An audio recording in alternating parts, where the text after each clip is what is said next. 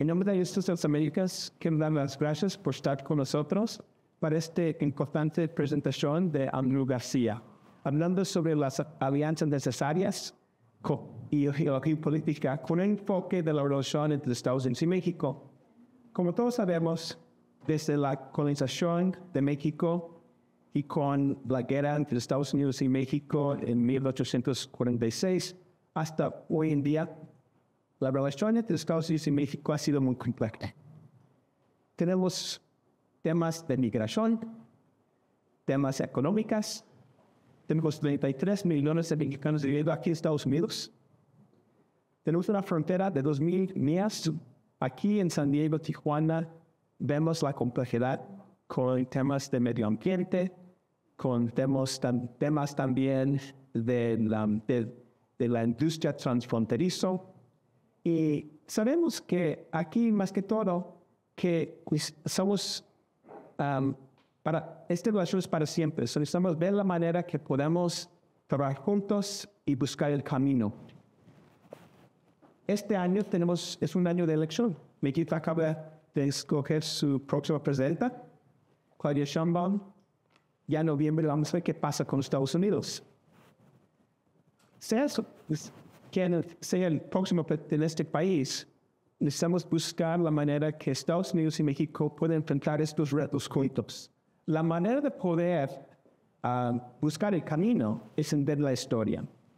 Y esto es lo que estoy tan agradecido a Diana y Sergio Viñas por primero introducirnos a Andrew García y también para patrocinar este evento para poder mostrar todo el conocimiento que tiene Andrew sobre la historia y la geopolítica en el contexto de nuestros países vecinos. Andrew es un historiano y un historiador con un enfoque de la metodología y la geopolítica. Y ya él es un profesor basado en Barcelona y ya tiene muchos años ya viendo estos asuntos, no solamente en el contexto europeo, pero a nivel global. Y también ha estado muy picante de lo que está pasando aquí en Norteamérica. Con nosotros ahorita estamos muy orgullosos de tener aquí a Andrew llegando aquí de Barcelona para estar con nosotros y compartir sus observaciones de nuestro mundo aquí entre Estados Unidos y México. Muchas gracias. Un placer. Muchas gracias.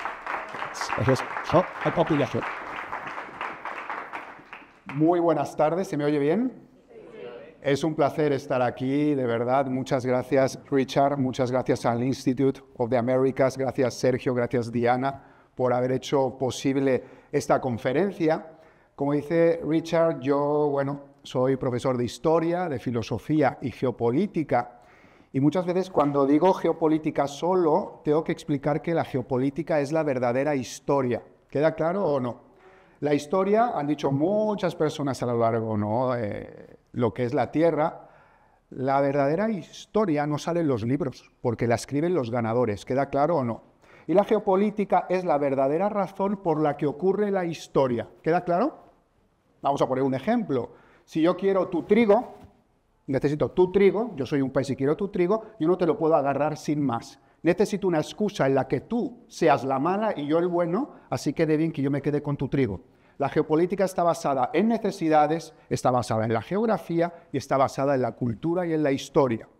Lo que vamos a ver el día de hoy, si me permiten, va a ser cómo el pasado nos enseña a entender la situación actual entre México y los Estados Unidos, ¿no? Muchas veces, si yo les platico del Imperio Romano, me van a decir, Andreu, ¿qué tiene que ver el Imperio Romano con lo que está ocurriendo hoy en día en Estados Unidos y México?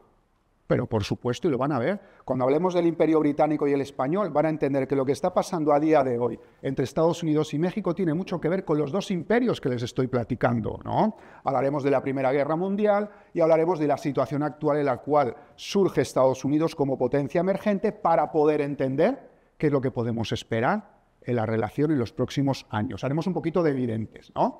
¿Se me oye bien? ¿Se me entiende bien? Y encima hablo medio raro, porque he vivido 20 años en México y digo platicar y luego me va a salir una palabra española, catalana o mexicana o americana. Ustedes me entienden, ¿no? Si no, paro y lo vuelvo a repetir. Estoy aquí buscando mi mando a distancia. Eso, perfecto. Y vamos a comenzar con... Yo me gustan mucho las frases, ¿sí? Cuando ustedes vean mi página web, verán que mi lema de vida es lo que dijo Baruch de Spinoza. ¿Conocen el filósofo Spinoza? Es uno de mis preferidos. Y él decía, si no quieres repetir el pasado, estúdialo. La historia es una herramienta poderosa. Por eso, cuando a veces no vemos que nos dicen muchos jóvenes hoy en día, no muchos, pero algunos, uy, qué libro más gordo, ¿no les ha pasado? Uy, qué flojera leer este libro. Yo digo, Dios mío, ¿cómo? ¿Qué futuro nos espera si no aprendemos a leer la historia? Porque todo se repite, ¿ok? Yo siempre me gusta poner frases. Bien, comenzamos con la caída del Imperio Romano. ¿Recuerdan la escuela? Cuando en el examen les preguntaban, a ver, ¿cuál fue la fecha de la caída? Año 476 después de Cristo. Y yo les pregunto, ¿ustedes creen que el Imperio Romano cayó así un día? Se levantaron el 1 de enero del año 476 y dijeron, el Imperio Romano se acabó, punto. ¿O fue algo más largo? Yo les voy a demostrar que las causas de la caída del Imperio Romano se parecen mucho a la situación actual entre México y Estados Unidos. ¿Sí? ¿Alcanzan a leer? Yo igualmente les voy a decir. Exceso de expansión y gasto militar excesivo, una de las causas de la caída del Imperio Romano. Corrupción gubernamental e inestabilidad política, otra de las causas de las caídas del Imperio Romano. 3. La llegada de los hunos y la migración, ¿sí?, de tribus procedentes del este, problemas económicos y dependencia excesiva del trabajo esclavo. Si esto lo actualizamos al momento presente, ¿les suena conocido? ¿Les resulta familiar 2000 años atrás en el tiempo? ¿Sí? Bien, cuando hablamos del exceso de expansión y gasto militar, ustedes tienen que entender que hace 2000 años, 2300 años, 2500 años, no había internet, no había WhatsApp, no había teléfono, no había nada. ¿Se pueden lo que es imaginarse mantener un imperio que ocupaba toda Europa con más de 6 millones de súbditos? La importancia de las vías de comunicación, un sistema de carreteras verdaderamente eficiente para gestionarlo todo. Para ello, ¿se pueden imaginar la cantidad de tropas que eran necesarias para mantener las fronteras de Roma? Siempre amenazadas, así que había que invertir muchísimo dinero a nivel militar. ¿Qué opinan de los muros? Sí. ¿Verdad? Si me pongo metafísico, que a mí me apasiona la metafísica, también doy clases de metafísica, van a decir, no, pues, ¿qué onda contigo, no? Pues también doy clases de metafísica. El muro a nivel metafísico es una separación. En un mundo en el cual deberíamos de tender puentes, el muro es hasta aquí llegamos. ¿Y creemos que es algo nuevo que se le ocurrió al señor Donald Trump? No. ¿Conocen al emperador Adriano? El emperador Adriano hubo un punto cuando estaba conquistando lo que es ahora Inglaterra, en la cual él no podía con los pictos, ¿sí?, que estaban al norte de Inglaterra, lo que es Escocia a día de hoy, y dijo, voy a poner un muro. De aquí para abajo la civilización, de aquí para arriba no quiero saber nada. ¿Sí? Bye, fuera de Roma. Bárbaros. La palabra bárbaro significa extranjero, realmente. Así que los muros, señoras y señores, no es algo que se haya inventado ahora. Conforme se canalizó cada vez más dinero para el gasto militar, se dejó de lado la administración del imperio y los avances tecnológicos que habían hecho a Roma grande. Para abajo se va. ¿Cómo vamos hasta aquí? Vamos entendiendo. Todo esto es para prepararnos para entender, ¿no?, el momento presente, ¿sí? Corrupción gubernamental e inestabilidad política. Claro, antiguamente no habían presidentes ni primeros ministros, habían emperadores. Pero el problema era el mismo. ¿Qué ocurre si la persona que domina todo o que tiene todo el poder es un inepto o inepta? Emana esa ineptitud hacia abajo. ¿Queda claro o no? Hacia abajo. Al igual que la corrupción emana de arriba hacia abajo, lo mismo la ineptitud. ¿Alguien sabe quién es este señor? Y tiene un tequila gratis, shot. Adelante. Muy bien, shot gratis, no te creas. Marco Aurelio. ¿Y por qué es importante Marco Aurelio? Marco Aurelio fue el sueño de Platón, si hubiera visto el futuro. El sueño de Platón del emperador filósofo se ejemplificó en este señor. Marco Aurelio fue el mayor representante de la filosofía estoica. Si ustedes se atreven a leer las meditaciones de Marco Aurelio, les diré que se van a dar cuenta que muchos de los libros de autoayuda del día de hoy se lo han pirateado. Hasta Deepak Chopra también, ¿sí? Lean las meditaciones de Marco Aurelio y entenderán la historia de un hombre que dio su vida por Roma. ¿Sí? Yo sé que Marco Aurelio les va a sonar por la película de Gladiator con Russell Crowe, donde sale Richard Harris haciendo de Marco Aurelio, pero aunque esté un poquito mal la película, la realidad es cierta. Marco Aurelio, con la caída de Marco Aurelio, significa la llegada de la decadencia en Roma. ¿Por qué? La dinastía de Marco Aurelio fue la única vez en la historia de la humanidad en la que la mejor persona se convertía en emperador. La dinastía de Marco Aurelio no era por los hijos. Los césares y los emperadores escogían la mejor persona para el puesto y la adoptaban. ¿Captan lo que les digo? No. La adoptaban, se convertían en sus hijos y la mejor persona preparada se convertía en emperador de Roma. Qué padre, ¿no? Sí.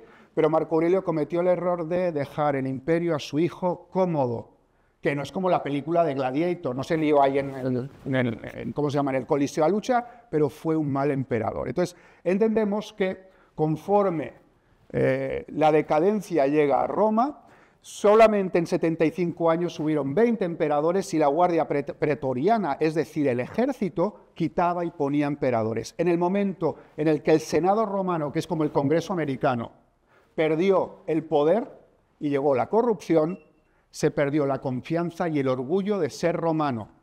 Y a partir de aquí, la caída. ¿Vamos entendiendo?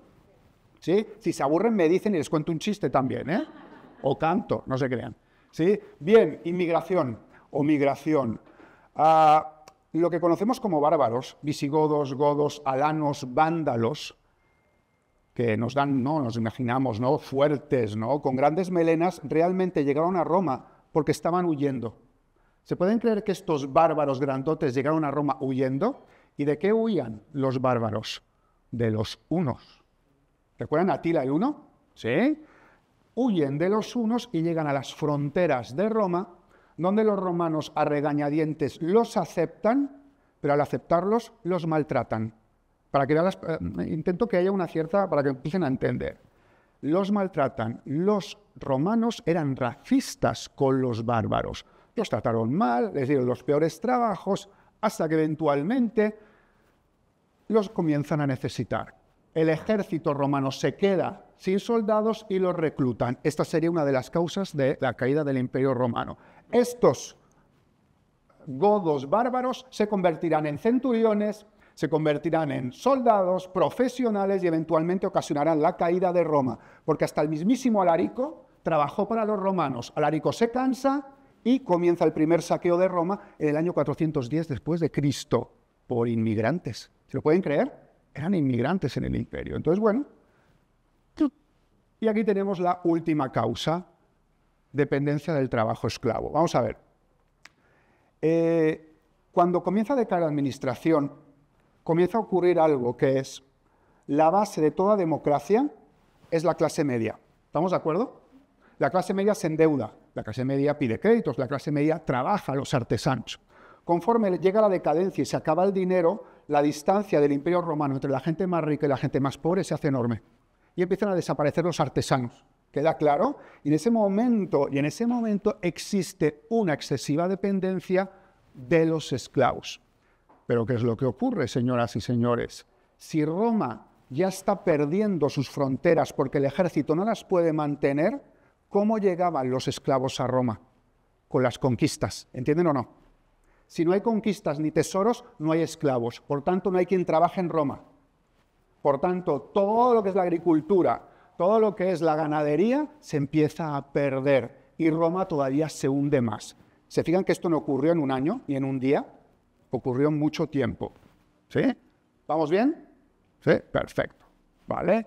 Y bueno, seguimos con las frases. ¿Conocen a Aldous Huxley? Yo espero que lo conozcan, es uno de mis autores preferidos y un visionario en todos los sentidos. Fíjense qué irónico lo que dijo. Quizá la más grande lección de la historia es que nadie aprendió la lección de historia. Qué visión más grande, ¿no?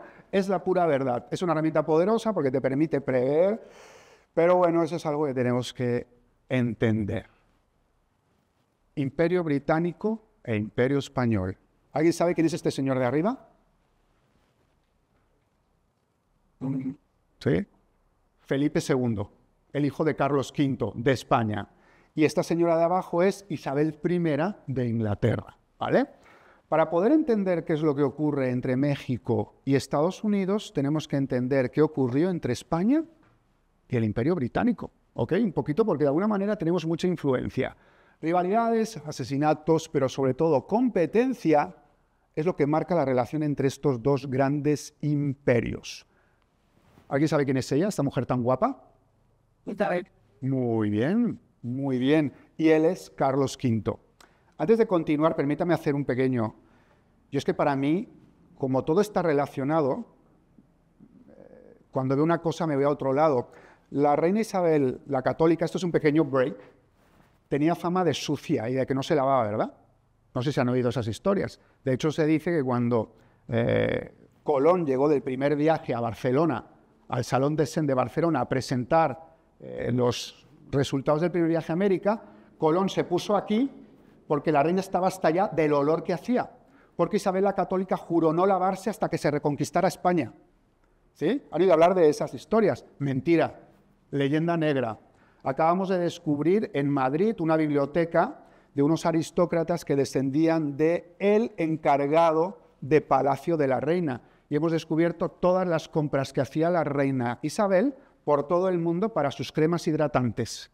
Las mejores recetas, te lo recomiendo, que se puedan imaginar, la reina Isabel. Así que, leyenda negra, así se lavaba. Perdonen, regresamos a la clase.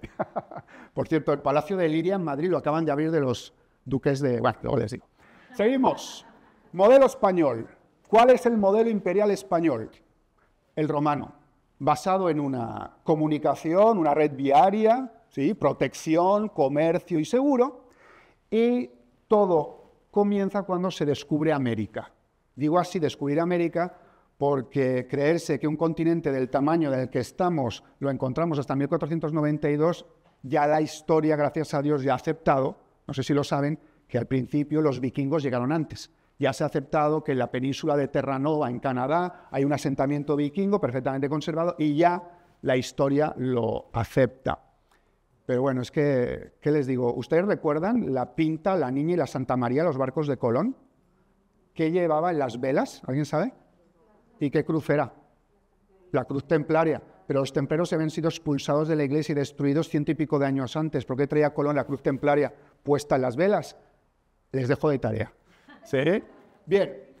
Con la llegada y el descubrimiento de América, España, el Imperio Español, consigue la fuente de riqueza, ¿no? Y en el Tratado de Tordesillas, el Papa valenciano Alejandro VI, Papa Borgia, no lo olviden que era valenciano, le entrega la mayor parte a España, dejando Brasil para Portugal, ¿ok? En ese momento se forma la época moderna y se busca por primera vez en la historia que un rey se convierta en emperador global del mundo. Lo que quería Carlos V es convertirse en el César del mundo. Esa era su tirada, un imperio global, ¿vale? Los únicos que podrán parar esto serán el naciente Imperio Británico. ¿Quién es este señor? Dime. Dime. Enrique VIII, exactamente, un hombre que trataba muy bien a las mujeres, ¿verdad, señoras?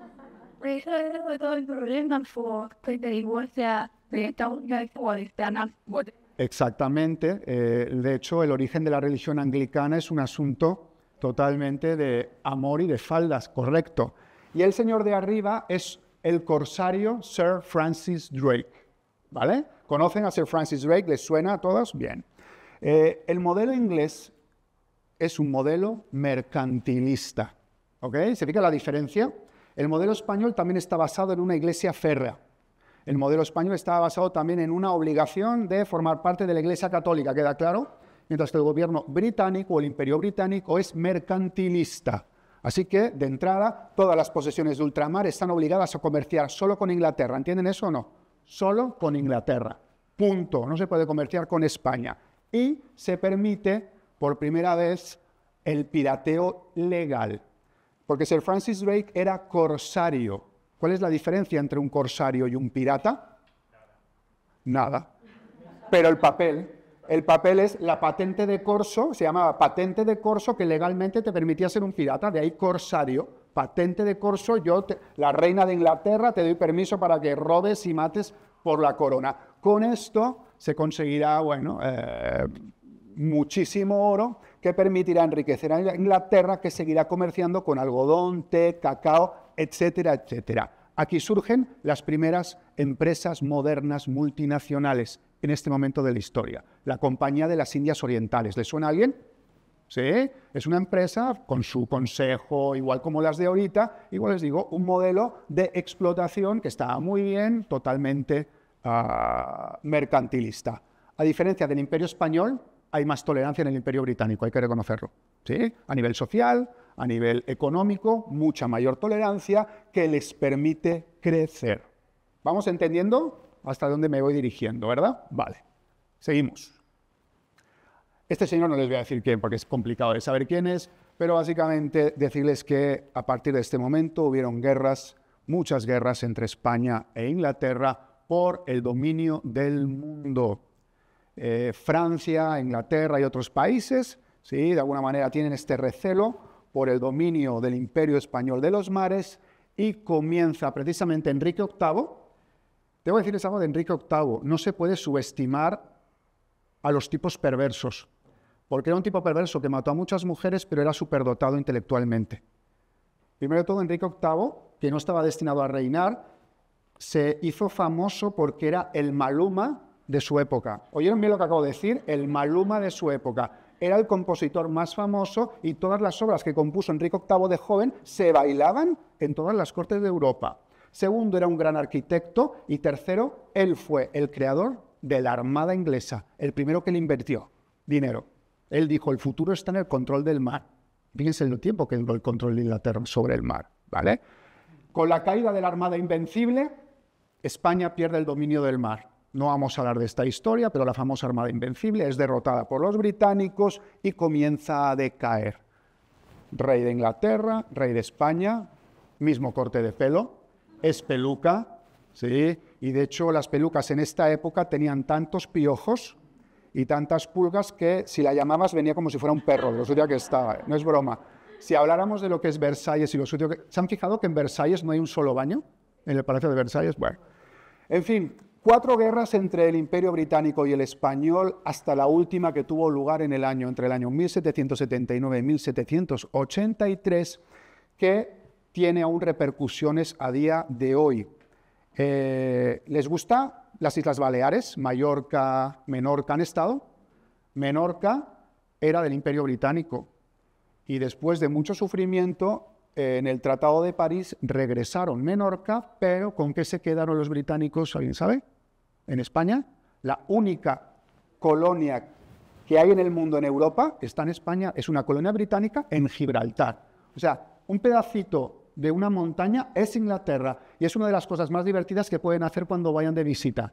De hecho, en mi próximo viaje que haré a finales de septiembre y de octubre, iremos a visitar el Peñón, porque es Inglaterra en medio de España. Pero los españoles no nos podemos quejar ni darnos golpe de pecho, ay Dios mío, porque nosotros somos los únicos que tenemos 2 colonias en África, ¿verdad? Tenemos Ceuta y Melilla en Marruecos. Así que tampoco nosotros podemos hablar mucho, ¿estamos de acuerdo? Estamos igual de mal, ¿verdad? Tener 2 colonias a día de hoy. Esta es la relación y ahora entenderemos en qué influye en la relación actual entre México y Estados Unidos. Recapitulemos. 3 claves que la historia nos ha enseñado para entender la geopolítica y que nos lleva ahorita. 1. Geografía y red de transporte. Todo país que tiene acceso al mar tiene una ventaja geopolítica.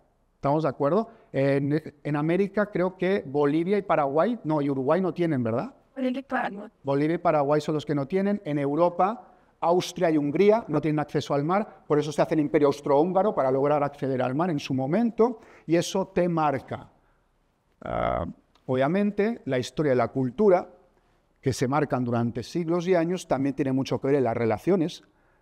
Si no, no podemos entender por qué Grecia sigue vetando a Turquía en la Unión Europea para que se convierta en un miembro de la Unión Europea.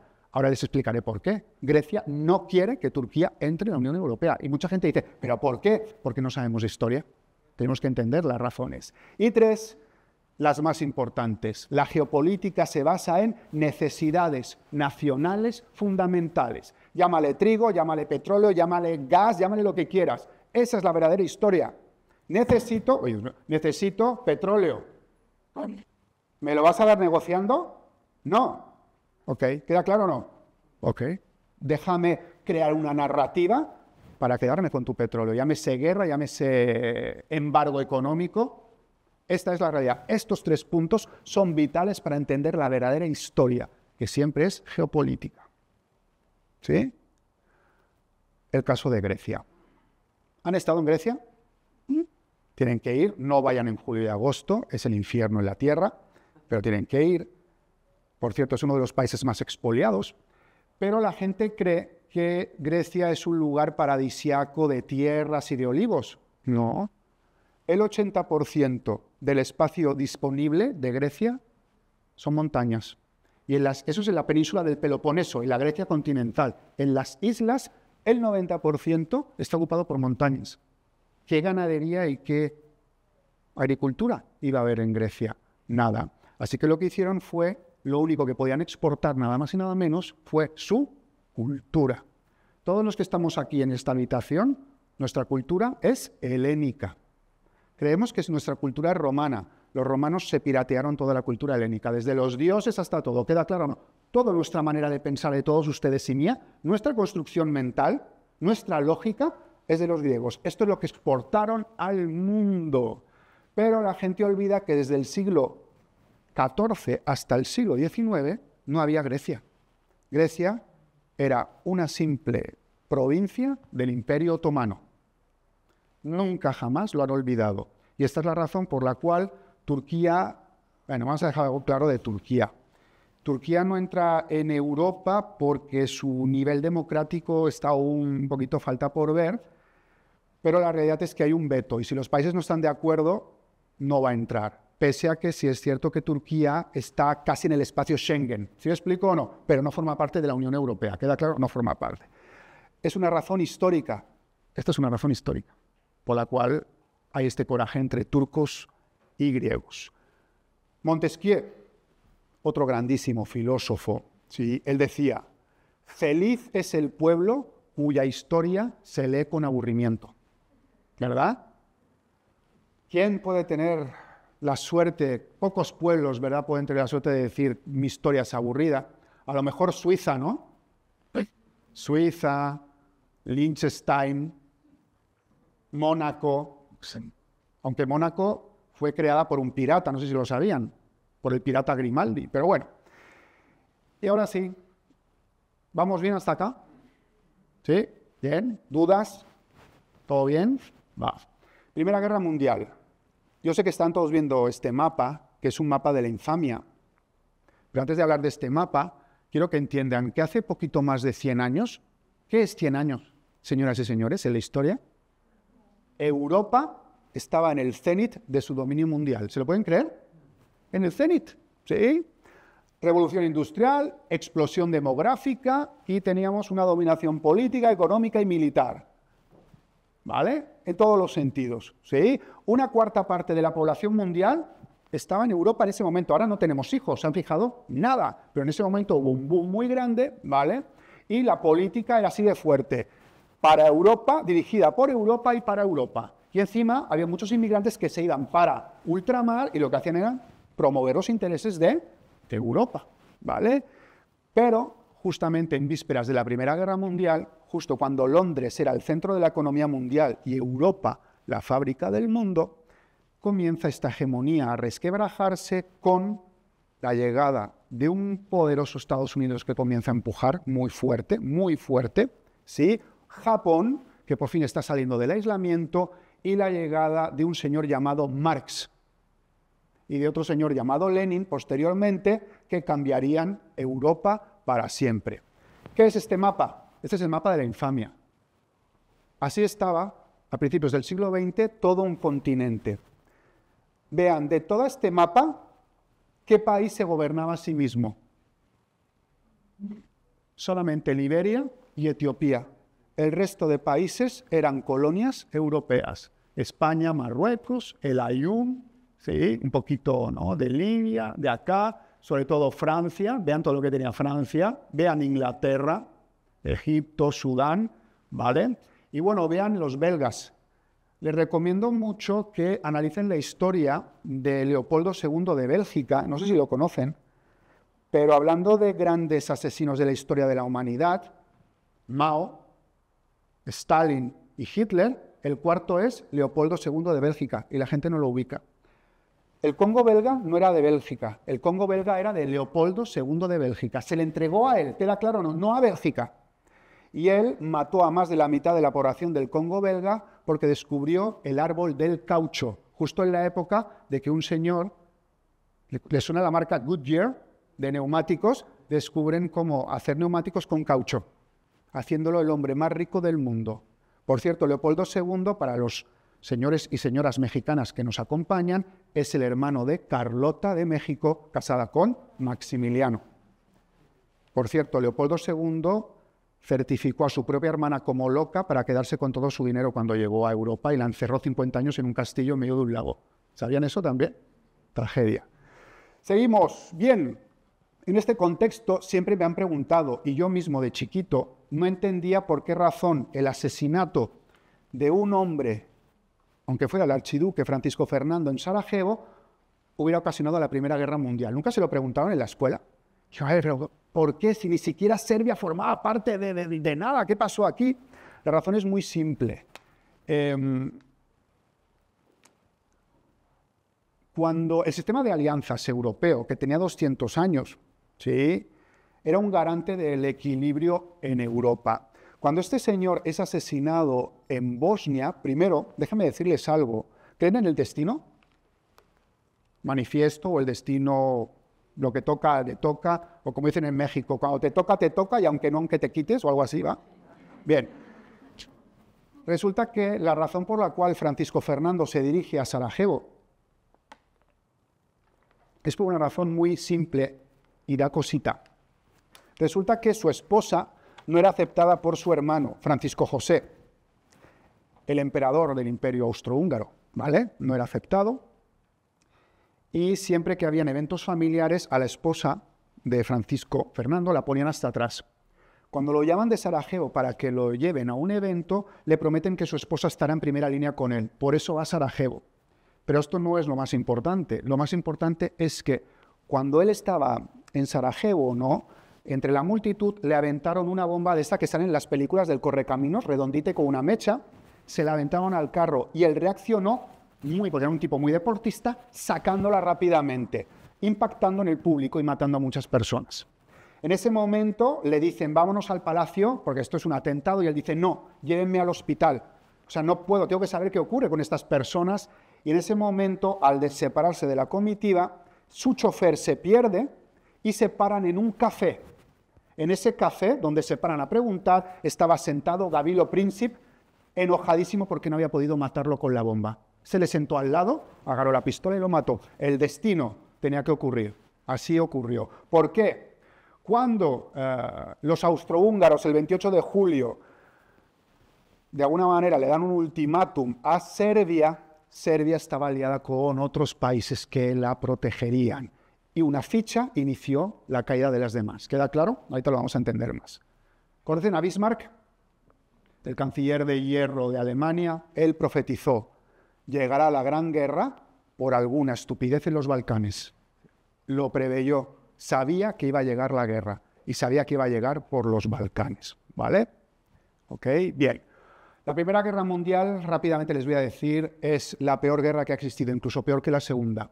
Porque se permitieron técnicas de guerra que ahora es imposible, como el gas mostaza, la guerra química y sobre todo la locura de la guerra de trincheras, que por 4 metros en un año murieron casi una generación de europeos, ¿vale? Simplemente dos a nivel geopolítico. Tenemos por un lado la triple entente, Francia, Reino Unido y Rusia, y por el otro la triple alianza, Alemania, Italia y el Imperio Austrohúngaro. Poco después los italianos traicionarían a la triple alianza y se unirían con los imperios tradicionales, ¿ok? Lo que querían Francia, Reino Unido y Rusia era mantener el status quo. Y lo que quería Alemania y el Imperio Austrohúngaro era encontrar su lugar en la geopolítica mundial. ¿Queda claro? Esta fue la razón. Si les dijera que, bueno, ahí tienen el mapa, claramente, ¿vale? Rusia, Francia, Gran Bretaña contra austrohúngaros, Alemania e Italia. Aquí podemos ver cómo el Imperio Austrohúngaro llegó al mar en su momento. ¿Lo ven? ¿Sí? ¿Vale? ¿Vamos bien? ¿Sí? Va. ¿Quieres hacer más? ¿Otra foto? ¿Nos da el ficho? ¿Sí? Ok. De nada. A ti. ¿Cuál fue la consecuencia de la Primera Guerra Mundial? Esa cosa de ahí. Esa cosa, ese señor, fue la creación de la Primera Guerra Mundial. ¿Qué es lo que ocurre, señoras y señores, si yo agarro a una persona, le pego, la humillo sin parar y hasta le quito su nombre? ¿Qué puede pasar con esa persona? O que se quede hundida o que se levante, ¿sí o no? Porque si tú le quitas todo a alguien o a algo, acaba perdiendo hasta el miedo. ¿Cómo se pierde una guerra? Les pregunto. ¿Cómo termina una guerra? ¿Alguien? Negociación, pero posiblemente porque alguien pierde o gana. ¿Sí? Esas son las guerras. En esta primera se acaban los soldados, el dinero. En la Primera Guerra Mundial fue algo muy curioso porque el ejército alemán aún estaba casi intacto. Y lo que ocurrió es que los aliados le dijeron a los alemanes, mira, vas a acabar perdiendo, ¿no? O sea, sí, vamos a aguantar la guerra, quién sabe, 2 o 3 años más, va a morir mucha gente, vas a perder. ¿Qué te parece si hacemos un tratado en el que obviamente vas a perder la guerra, pero no vamos a ser tan duros? ¿Queda claro? Así que Alemania acepta con un ejército aún casi intacto y se produce el famoso Tratado de Versalles, ¿ok? El Tratado de Versalles fue el mayor error de las potencias europeas que creó a Hitler. Porque Alemania, que en ese momento la moneda alemana era la más valiosa, se acabó usando para empapelar las paredes, como si fuera dinero de Venezuela. ¿Estamos de acuerdo o no? No valía nada.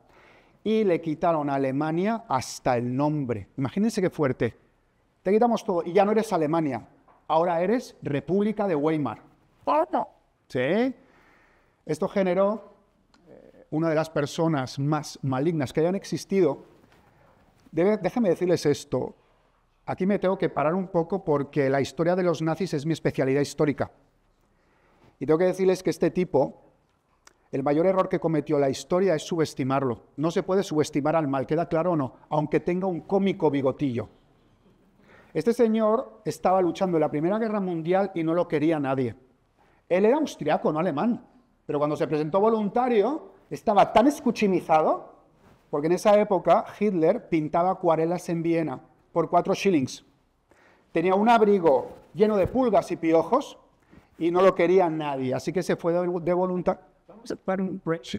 ¿Sí? ¿Ya? Bueno, pues bienvenidas y bienvenidos las personas que se acaban de incorporar. Se van a quedar con la película a la mitad, es lo malo. Pero bueno, ahora retoman. Estábamos justamente platicando. Fíjense que yo he hecho varios temas y conferencias que yo llamo la creación del mal o la creación del monstruo. ¿Sí? Y Hitler no se crea de la nada. Es un producto del Tratado de Versalles, de una persona llena de odio y amargura. No olvidemos que Hitler quiso ser arquitecto frustrado y pintor frustrado. Eran las dos cosas, ¿no? Incluso si quieren pueden ver los cuadros de Hitler que dan un poquito de miedo, ¿no? El caso es que él, subestimado por todos, en la Primera Guerra Mundial consiguió 2 cruces de hierro, primera y segunda clase. ¿Se lo pueden creer? Por eso digo que no se puede subestimar al mal. El mal puede ser ridículo, pero este señor tenía ya sus ideas, ¿verdad? No vamos a hablar más de esto, solo que hay veces que es bueno leer libros, aunque no estemos de acuerdo. ¿Sí me explico? Si ustedes leen Mi lucha, de este tipo, Mein Kampf, van a decir, pero no se dieron cuenta los aliados, pero si todo lo dejó escrito, lo que iba a hacer, lo escribió todo lo dejó claro. Pero bueno, por eso les digo, tenemos que tener mucho cuidado con las decisiones geopolíticas que tomamos y nunca, jamás, y esto se aplica en la vida, cuando tienes el poder, nunca humilles, sé magnánimo. ¿Entienden lo que les digo o no? ¿Sí? Es mejor ser magnánimo o magnánima. Continuamos. Pero bueno, básicamente el Imperio Austrohúngaro se disuelve, el Imperio Otomano se disuelve, queda claro, y cambia la historia otra vez. ¿Vale? Se forma la Sociedad de Naciones y Rusia se convierte en la Unión Soviética. ¿Vale? Por cierto, algún día también si me toca platicarles de la trágica historia de los zares y de Rasputín. No tienen idea, ¿no? Impresionante. Continuamos. Esto fue, además, una petición de Richard, el telegrama Zimmermann, que poca gente conoce. El telegrama Zimmermann fue la última patada de ahogado del Imperio Alemán, ¿ok? En el año 1917 se manda un telegrama, como pueden ver, en clave, ¿sí?, dirigido al gobierno mexicano, en el cual se prevé que Estados Unidos dejará de ser neutral. ¿Queda claro? Entonces dicen, en caso de que Estados Unidos participe en la Primera Guerra Mundial, México, queremos que tú entres en la guerra de nuestro lado. A cambio, prometemos revocar el Tratado de Guadalupe Hidalgo de 1848 y entregaros de nuevo Texas, Nuevo México y Arizona. California no. Aquí no, eso no queda entregar. ¿Sí? California no. ¿Vale? Lo que ocurrió, el gobierno mexicano era muy astuto y se dan cuenta primero que este telegrama puede haber sido interceptado y de hecho el gobierno británico tuvieron los primeros criptógrafos conocidos y efectivamente los británicos leen esto y dicen, ¿qué hacemos? Si se lo damos a los americanos, a los estadounidenses, se van a dar cuenta que tenemos la capacidad de entender todas las comunicaciones, pero si no lo hacemos, ¿qué? Lo que ocurrió es que muy inteligentemente México dijo, tú estás muy lejos a nivel geopolítico y tú crees que yo me voy a aventar con Estados Unidos y me vas a dejar en la estacada, no me interesa, no acepto. Pero es uno de los ejemplos de la historia, de esa historia oculta, maravillosa y divertida, de qué es lo que hubiera ocurrido si México hubiera dicho sí, ¿ok? El telegrama Zimmermann, una maravilla de la historia oculta, ¿vale? Y bueno, ya nos estamos acercando ahora sí, y me encanta esta cita del historiador griego Tucídides, que dijo hace 2300 años, la historia es un interesante volver a empezar. Y volvemos, y se reinicia esto una y otra vez. Y ahora sí, señoras y señores, vamos con México y Estados Unidos. ¿Vamos bien todos? Los que llegaron hace un rato, posiblemente en la conferencia se graba, está grabándose, entonces ya posiblemente puedan tener acceso después. Bien, este mapa es muy interesante, vean el mapa. Este es Norteamérica en el año 1756, ¿ok? Les voy a decir un poquito para que lo puedan ver, ¿ok? Tenemos las colonias, las 13 colonias, aquí las tienen, no, Richard, quédate. 13 colonias, ¿estamos de acuerdo? Ahí tenemos las 13 colonias, tenemos toda esta parte enorme que pertenece a Francia. Por cierto, Luisiana la acababan de comprar el Imperio Español y le pusieron el nombre de Luisiana por Luis XIV, el Rey Sol, ¿vale? Que muy interesante la historia de Luis XIV, ¿vale? Tenemos España, toda esta parte, ¿vale? Ok, y tenemos la parte que de alguna manera aún no había sido reclamada por nadie, que es toda la zona que tenemos por allá en Oregón. Este es el año 1756. En este momento todo va a cambiar porque el destino del país o de los países o del mundo hace que los que habían dominado el mundo hasta ese momento, el Imperio español y el francés, estén en decadencia total, que es otro tema, porque entran en decadencia. Hablaríamos de, ¿conocen lo que es la endogamia? Sí. ¿Alguno de ustedes ha visto el cuadro de Carlos II, el hechizado, el último rey de los Austrias español? Véanlo, y hubiera puesto. Carlos II el hechizado es el último de los Austrias y es el producto de la endogamia, que es casarte con tu primo y luego con tu tía y luego con tu sobrino y luego con tu primo hermano. A nivel genético fue brutal, ¿no? Pero bueno, eso es otra historia. El caso es que comenzarán a aparecer otros actores en el mundo, que es lo que vamos a ver, y sobre todo mucho reacomodo de la población. Así estaba en el año 1756, ¿vale? Y ese es un mapa, pues también, que es la zona de Texas, ¿sí? La realidad fría es la siguiente. La Nueva España no haya podido lograr colonizar de manera estable en América del Norte. Un fracaso total, ¿sí? Mientras que millones de europeos estaban llegando a lo que luego sería Estados Unidos. ¿Entiendes la diferencia? O sea, lo que ahora es México no llegaba a nadie y lo que es ahora Estados Unidos, todo el mundo iba allá. ¡Pum, pum! Millones. Si creen que exagero, entre el año 1820 y 1860 llegaron a Estados Unidos 5 millones de personas. Entre 1827 y 1829, 704 personas en México. Pero para que veamos un poquito la proporción. Esto fue un poquito de fracaso llegaba mucha más gente en Estados Unidos que a su vez comenzaban a bajar hacia la zona de Texas, ¿vale? Este mapa es muy interesante, ¿sí? Y bueno, la doctrina Monroe, que es una de las frases más potentes de la historia, que de hecho no fue James Monroe, sino parece ser que fue John Q. Adams el que la dijo por primera vez en el año 1823. Ustedes lo sabrán mejor que yo, sí, pero parece ser que fue John Q. Adams, dijo esta famosa frase: América para los americanos, entendiendo toda América. ¿Queda claro o no? Esto es muy importante que lo entiendan. No se refería solo a Norteamérica. Significaba que estamos hartos de los colonizadores europeos. Estamos hartos de ustedes que vengan a quitarnos lo nuestro. Así que si ustedes vienen acá, Estados Unidos defenderá. ¿Queda claro o no? No importa que sean Guatemala. ¿Queda claro? Estados Unidos defenderá. Y Europa dijo, tomo nota. Esas son caricaturas de la época de la doctrina Monroe.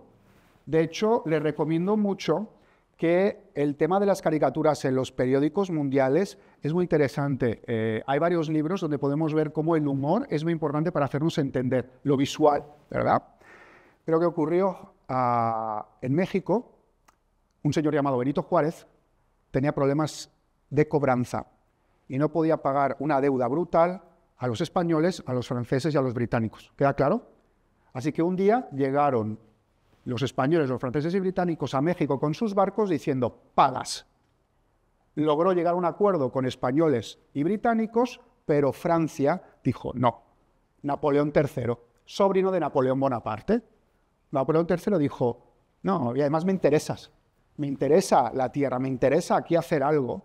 Y comienza la guerra entre Francia y México. ¿Por qué Estados Unidos? Muchas veces se ha dicho, es que México, Estados Unidos no cumplió la doctrina Monroe y no ayudó a México. ¿Por qué no ayudó Estados Unidos a México? Vean las fechas. ¿Qué ocurría en estas fechas en Estados Unidos? La guerra civil. Sabía perfectamente Napoleón III que Estados Unidos estaba ocupado con la guerra de secesión y que no podía hacer nada. Geopolítica, timing, conocimiento histórico. A río revuelto, ganancia de pescadores. ¿Han oído hablar de esa frase? ¿Ok? Y es cuando se aprovecha y, bueno, de alguna manera, pues comienza esta guerra entre Francia y México, ¿vale? Que, por cierto, el famoso 5 de mayo, ¿saben por qué es, no? La batalla de Puebla, claro. La famosa batalla de Puebla, que aquí el 5 de mayo en Estados Unidos es muy, muy importante. Bien. ¿No? Eso he oído. Bien. ¿Hubo guerra entre México y Estados Unidos? Por supuesto que la hubo. Todos ustedes lo saben. Y las causas, vamos a decir lo que es la historia fría, ¿no? Eventualmente, cuando comienzan a llegar colonos estadounidenses cada vez más a Texas, ¿sí? La idea ahorita lo veremos por partes.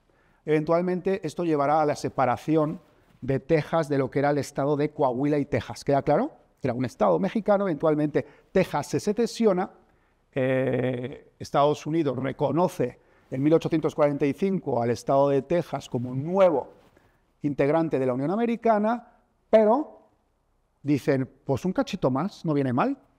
Vamos un poquito más para abajo, un poquito más al sur, ¿vale? Vamos un poquito más al sur, superan el límite del río Nueces y entran en Tamaulipas. ¿Ubican más o menos Tamaulipas? ¿Dónde está? Llegan al estado de Tamaulipas y construyen un fuerte en el río Bravo al norte.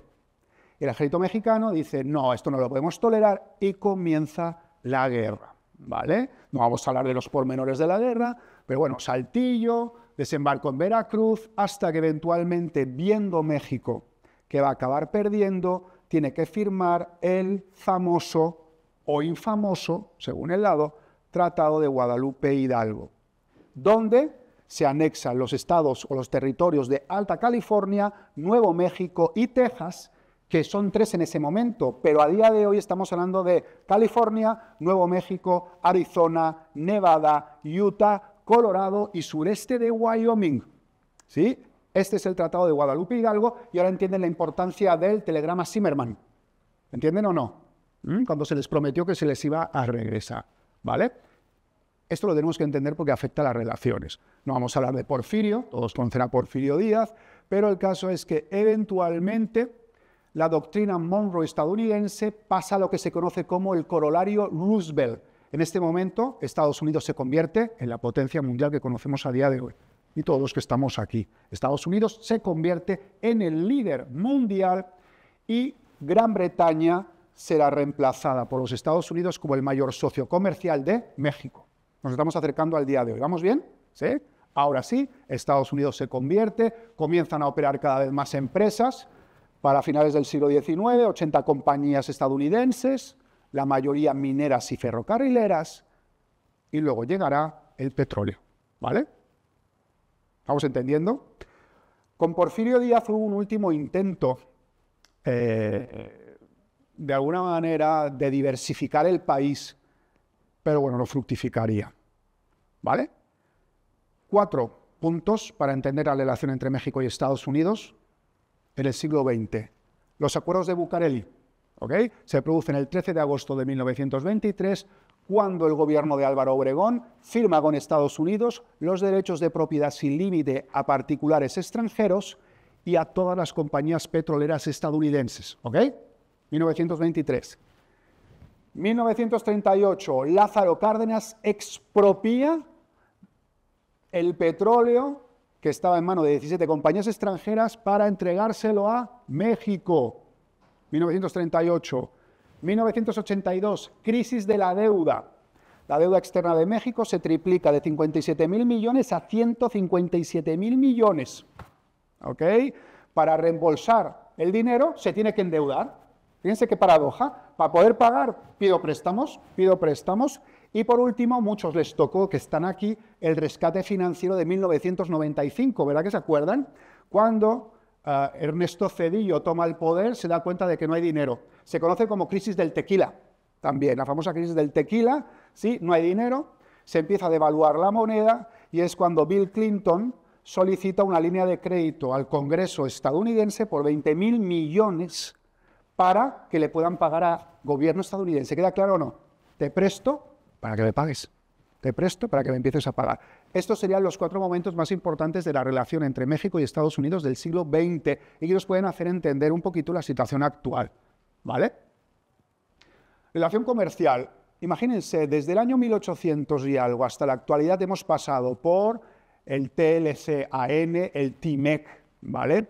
Y bueno, si me permiten, desde una perspectiva europea o mía, personalmente, ¿cuál creo que es el problema? Siempre ha habido una incomodidad. Aquí se los pongo muy claro. En 200 años no ha habido un modelo de comercio e intercambio económico que haga creer que México y Estados Unidos pertenecen al mismo espacio económico que sea mutuamente beneficioso. ¿Queda claro o no? Es como que ahí hay algo, ¿vale? Es como que no hay una confianza en la cual, de alguna manera, no haya un negocio rapaz para beneficio de uno o del otro. ¿Qué significa?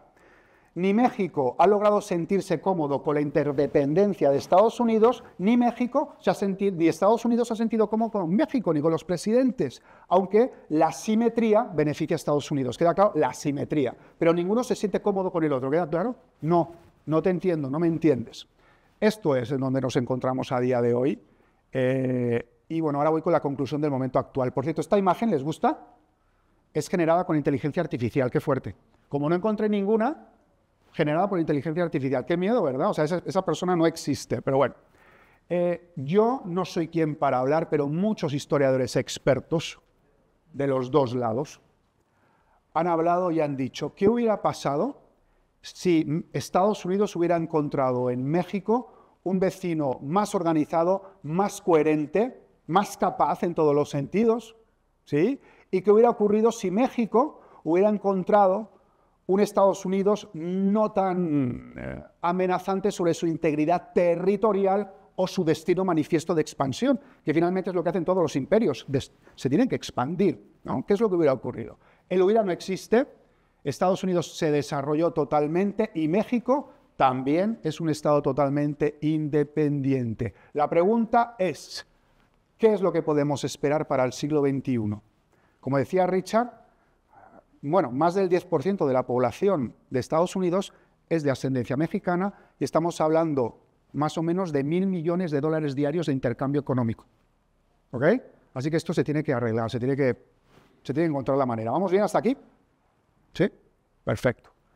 Y bueno, ya llegamos casi al final, para dejarlos tranquilos. Decía Jean-Paul Sartre, incluso el pasado puede modificarse, los historiadores no paran de demostrarlo. ¿Qué significa?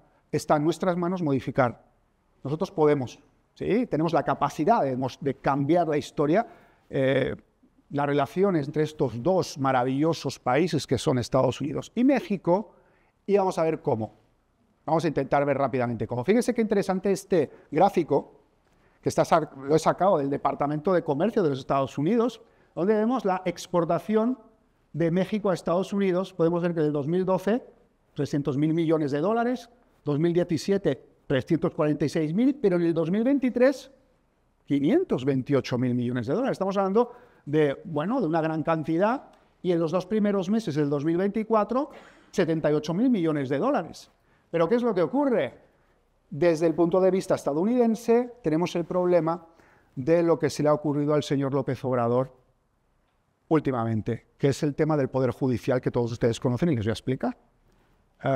No vamos a hablar del tema de la sobrerepresentación en el Congreso, que es ilegal o no es ilegal, solo decirles que si López Obrador logra tener ese rodillo, lo llamo rodillo parlamentario de Congreso, significa que no necesita la oposición para poder sacar reformas constitucionales. ¿Entendemos o no? No necesita a nadie.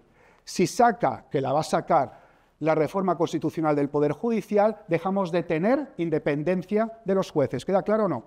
¿Cuál es la base de la democracia? La separación de los poderes, ¿sí o no? Tiene que haber separación entre el poder ejecutivo, el poder legislativo y el judicial. Si no, es una dictadura, señoras y señores.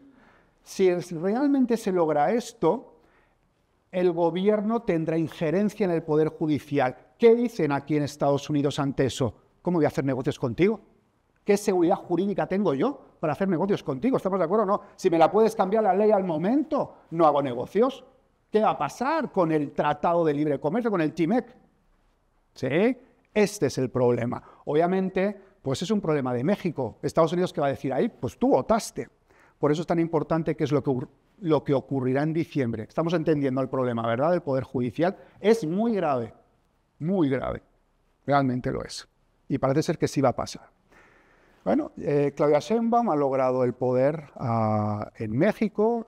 Es muy bueno que por primera vez en la historia de México una mujer sea presidenta, pero hay un cierto medio sobre su independencia respecto al señor López Obrador. ¿Estamos de acuerdo? No le está dejando hacer nada. Entonces, bueno, ¿qué va a pasar con el comercio, con la seguridad, con la cooperación internacional? Las elecciones de diciembre en Estados Unidos no solo son para Estados Unidos, ¿estamos de acuerdo? Son para millones de mexicanos también, y también en el mundo. Pues esa es la realidad. Así, ¿qué va a pasar? No, la historia es maravillosa e increíble. Y la historia está basada en el timing perfecto. ¿Qué hubiera ocurrido si Joe Biden le pasa el testigo a Kamala Harris antes del atentado a Trump? No hubiera servido para nada, pero lo hizo después del atentado a Trump. Así que la noticia ahora y lo que está en boga ahora es lo último, lo de Kamala. Así que Kamala ha logrado, de alguna manera, un pequeño impasse e igualdad en las encuestas y no sabemos qué pueda ocurrir. ¿Qué ocurriría si gana Kamala Harris? Hagamos un ejercicio de adivinación. Viendo su manera de comportarse en el pasado, podemos esperar una mayor cooperación con México, una mayor diplomacia, una colaboración con temas, lucha con el narcotráfico, migración, ¿sí? Y sobre todo reforzamiento de acuerdos comerciales con el TIMEC. Estabilidad. Estabilidad, ¿no? Vamos bien, ¿no? Acuerdos, ¿vale? Esto también es muy interesante, sobre todo a nivel empresarial. Posiblemente se fortalezcan las cadenas de suministro y el comercio regional, que es lo que interesa a nivel económico. Es lo que podemos prever, pero nunca sabemos qué puede ocurrir. Y si gana el señor Donald Trump, pues podemos imaginar otra vez políticas más duras migratorias. ¿Estamos de acuerdo? Políticas duras migratorias, otra vez el muro por aquí, el muro por allá. Y obviamente esto generará tensiones con México, ¿no? Te voy a poner el muro y lo vas a pagar tú otra vez, ¿vale? Posiblemente vaya a renegociar el TIMEC. Y esto es un arma de doble filo. Siempre lo he dicho. Si yo, señoras y señores, quiero que ustedes me voten, es muy padre yo decirles, voy a bajar los impuestos, ¿no? ¡Oh, que a todo dar! Pero la pregunta es, ¿y de dónde creen que voy a sacar el dinero?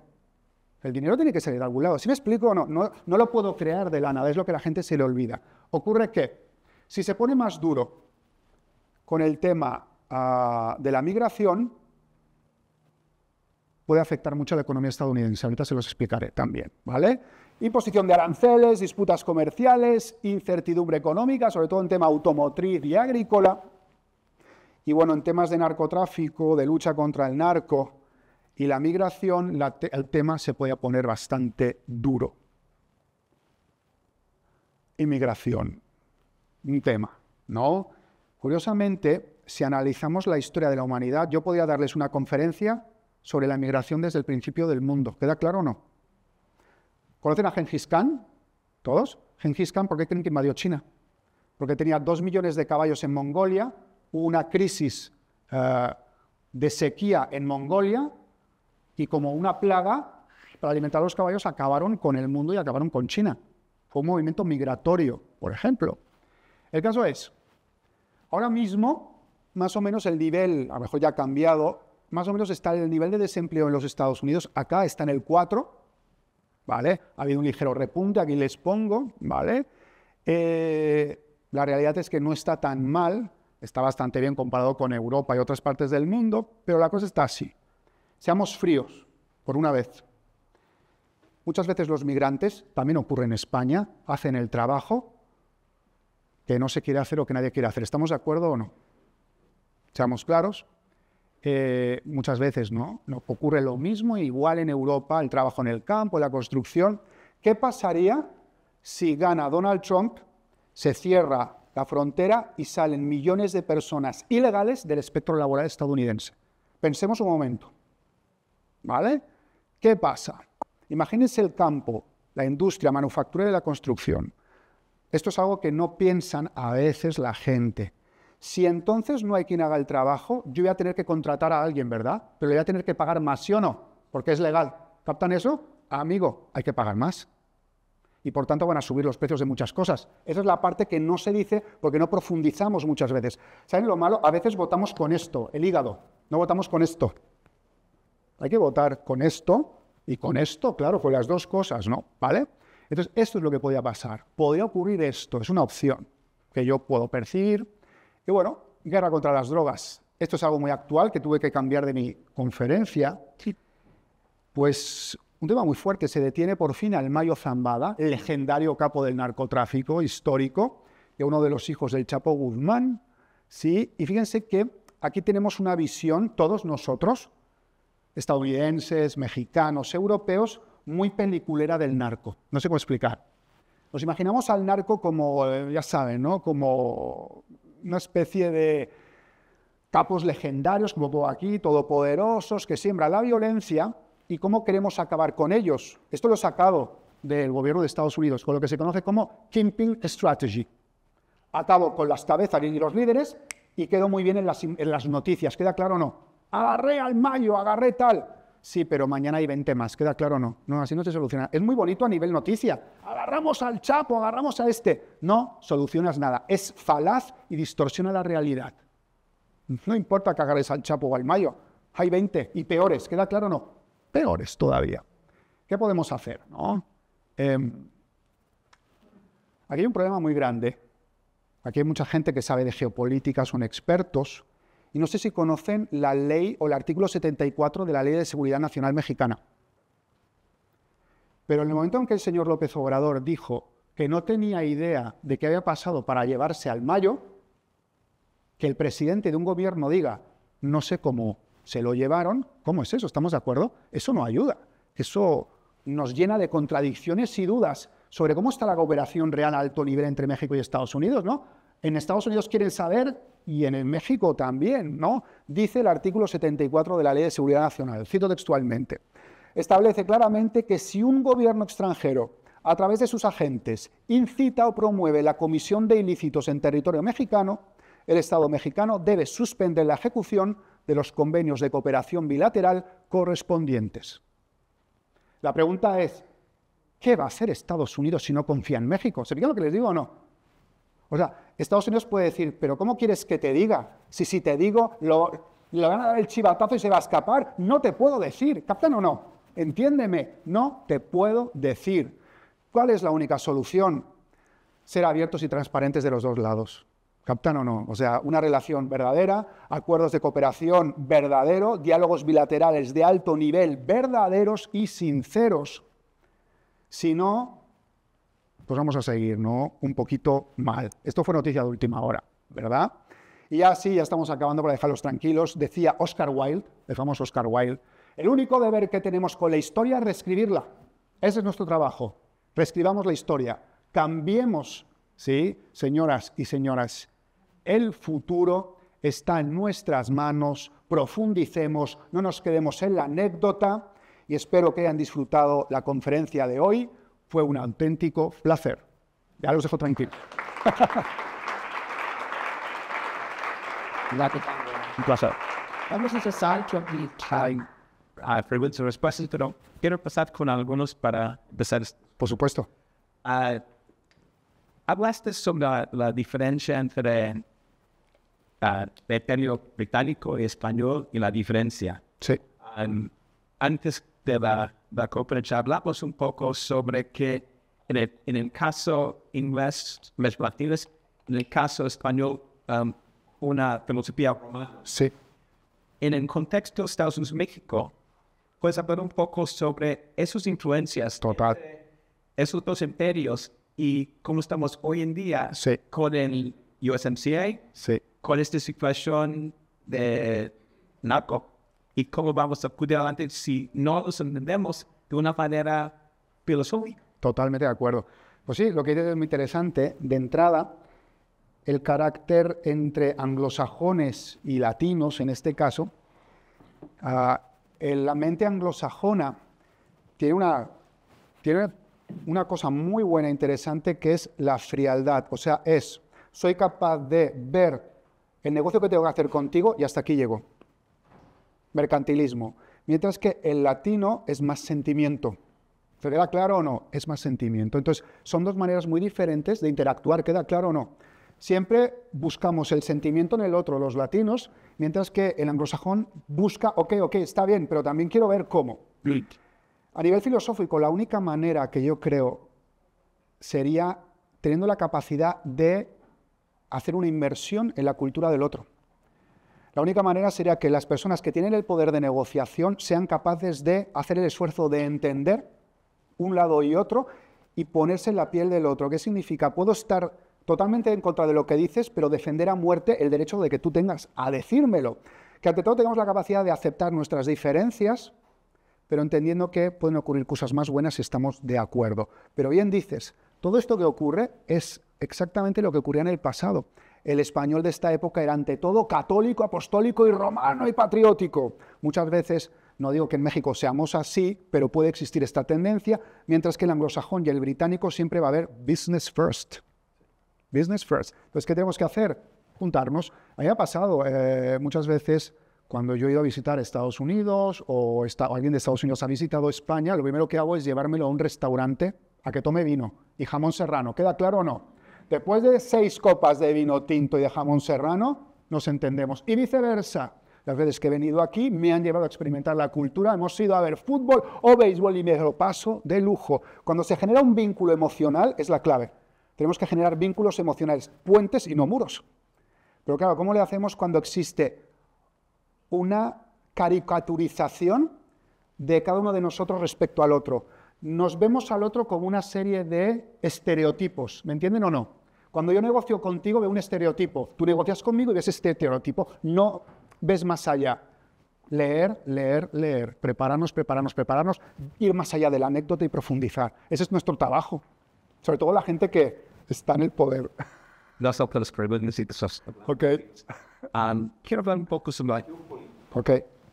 cayó el barda de Berlín. Sí. 89 y después Estados Unidos se puso en una posición muy poderosa a nivel mundial. Sí. Llegó 9/11 y a otro evento que fue fundamental. Quiero hablar un poco sobre la influencia de 9/11 con la relación no solamente con Estados Unidos y México, pero en toda Latinoamérica, porque como tal vez sabes, Después del tema del NAFTA, Sí. Estados Unidos se comprometió a crear, empezó con el Club de las Américas. El primero fue en Miami, en el 95, con un compromiso de crear un área de libre comercio por todas las Américas. Eso fue ya al final de la época de Clinton, y después llegó el sobre esto, y que eso, en mi opinión, cambió de una manera fundamental la relación entre Estados Unidos Todo. y abrió una puerta para China. Sí. Es una pregunta compleja. La peor enfermedad del ser humano actual es el miedo. Lo que generó el 9/11 fue miedo. El miedo te paraliza. Y cuando tenemos miedo, estamos dispuestos a hacer cualquier cosa para no tener miedo. Esa es la verdad, ¿no? Estamos de acuerdo. Lo que ocurrió con el 9/11 fue que América, para defenderse de este miedo, se centró un poquito más en sí misma, y esto es lógico y normal, por todo lo que conllevaba, los riesgos que conllevaba, ¿no? Esto, que se abrió un nuevo mundo de terrorismo que no se comprendía, y sí, se perdieron oportunidades históricas que hubieran cambiado el mundo, como esto que tú dices, ¿no? Lo de la llegada de China se profetizó desde los años 70. Gente como Henry Kissinger ya lo sabía, fue el primero de los a visitar. Kissinger sería el Maquiavelo del siglo XX. Maquiavelo en el sentido de quién fue Maquiavelo, ¿no? Una vez más, China es saber de historia. Muchas veces no entendemos por qué los chinos son así, ¿verdad? A nivel cultural, ¿por qué son así? Bueno, es que China mucho cariño no nos tiene. ¿Ha oído hablar de las guerras del opio? Todo lo que les hicimos a China, les dejamos de esto. Entonces, China, este gigante dormido que sabe de historia, viene con coraje hacia nosotros, viene con venganza y viene a separar, y lo vamos a percibir, viene a hacer bastante daño a nivel geopolítico, ¿no? Es un momento extraño porque siempre había habido dos bloques en la historia geopolíticos, siempre, a lo largo de la historia: Imperio Británico, Imperio Español, Imperio Otomano, a lo mejor, Imperio Asirio, etcétera, etcétera. Pero el problema es que ahora tenemos, bueno, podemos decir que Rusia está de capa caída y está, pero son dos, no sabemos si están juntos o separados, pero es un mundo trifásico ahora. Porque Europa, tristemente Europa, ahora somos chiquitos. Del año 1914 hasta ahora, rápidamente, no contamos casi nada. Entonces, ahora, por ejemplo, hay un cierto miedo en Europa. ¿Qué va a hacer Estados Unidos si gana Trump con Europa? Hasta va a acabar con la NATO, con la OTAN, nos va a dejar a merced de Putin y de China. Ese es otro miedo que tenemos, como decías tú. ¿Qué miedo hay desde el mundo? Ese. O sea, realmente necesitamos un Estados Unidos que garantice de alguna manera la protección del mundo libre, pero que le interese que no se cierre Estados Unidos en sí mismo. Queremos un Estados Unidos abierto al mundo entero con todo lo que eso conlleva de intercambios. Bonito, ¿no? Pero entiendo que muchas veces Estados Unidos, por lo que ha vivido, es lógico, ya ha pasado de la historia, momentos de expansión, contracción, expansión, contracción. El problema es que el miedo hace eso. Y a veces lo que debemos hacer contra el miedo es lo contrario de lo que nos dice el cerebro. En lugar de contraernos, abrirte más. Pero normalmente lo que haces es al revés, ¿no? Tienes miedo, te haces chiquito. No sé si te respondí. Hablando de eso, hablamos de China. Sí. En el contexto de Taiwán, Sí. la geopolítica de hoy. Sí. ¿Cómo es la situación actual? Reconociendo que también hoy en día dependemos mucho de Sí. Taiwán por los chips, los chips de AI. Y 90% de los chips Sí. de Taiwán. Taiwán tiene una relación muy estratégica con Estados Unidos. Por supuesto. Es un país no reconocido oficialmente, porque Estados Unidos tiene una política de solamente una China, que nunca se definió, es, como dicen en inglés, es policy of ambiguity. Sí. Y de esa manera han podido seguir. Quisiera ver qué opinas de la situación actual, porque como hablaste antes, Sí. mucho de historia que hemos visto es por eventos Del pasado que nos recuerdan. y a veces líderes aprovechan de su momento. Totalmente. Pues bueno, para los que no sepan, Taiwán son chinos. Cuando hubo esta guerra civil en China entre Mao Zedong y el general Chiang Kai-shek, pierde Chiang Kai-shek, se va a Taiwán y los taiwaneses no se llaman a sí mismos taiwaneses, se llaman chinos. O sea, un taiwanés es yo soy chino, pero es que A ver quién le dice China a Taiwán cuando te están viendo los chinos, ¿queda claro o no? Pero realmente el nombre de Taiwán legal, ellos son chinos. ¿Te has fijado que está siendo continuamente amenazado por China continuamente con que les van a llegar y van a conquistar? Sí, o sea, han hecho una serie de ejercicios, bendito Dios, hace casi un año, ciertos ejercicios se hicieron alrededor para asustar.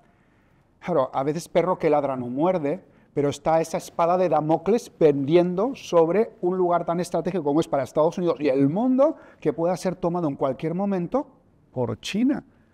O sea, es muy fuerte, sí, es una amenaza que está ahí, no te voy a negar. O sea, no, siempre he sido positivo con el ser humano.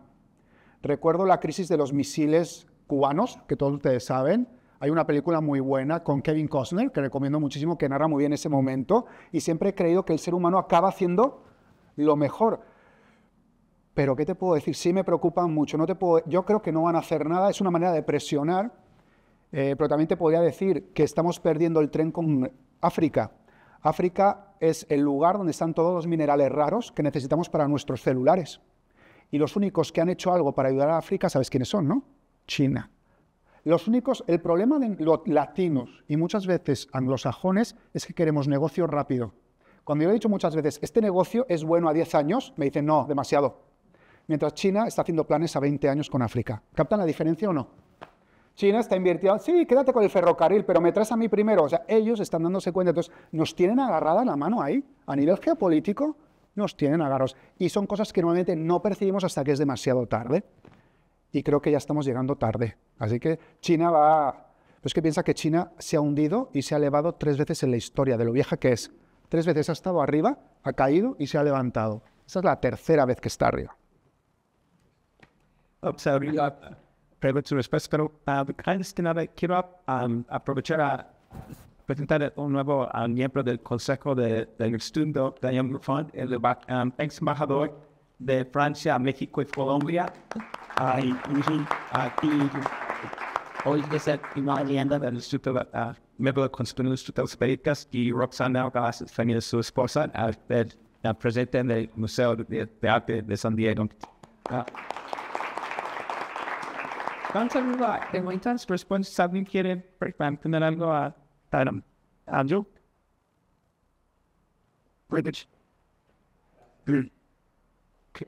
Posiblemente lo comentaste, Andrew, pero fue seguro que me entendí. ¿Por qué, yéndome al pasado, a la historia, como dices, por parte de Nerva, por qué llegaban 5 millones de migrantes a Estados Unidos y por qué no llegaban, y solamente 75 a mí? ¿Qué hacía esa preferencia por Estados Unidos en esta época? Las leyes del virreinato eran mucho más estrictas para hacer negocios.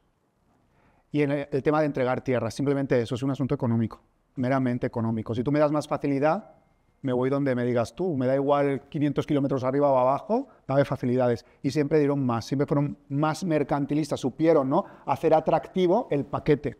Mientras que en España, en el virreinato español, había muchísimas cortapisas e incluso les podría enseñar algunas leyes raciales que parecen sacadas de la época de Sudáfrica.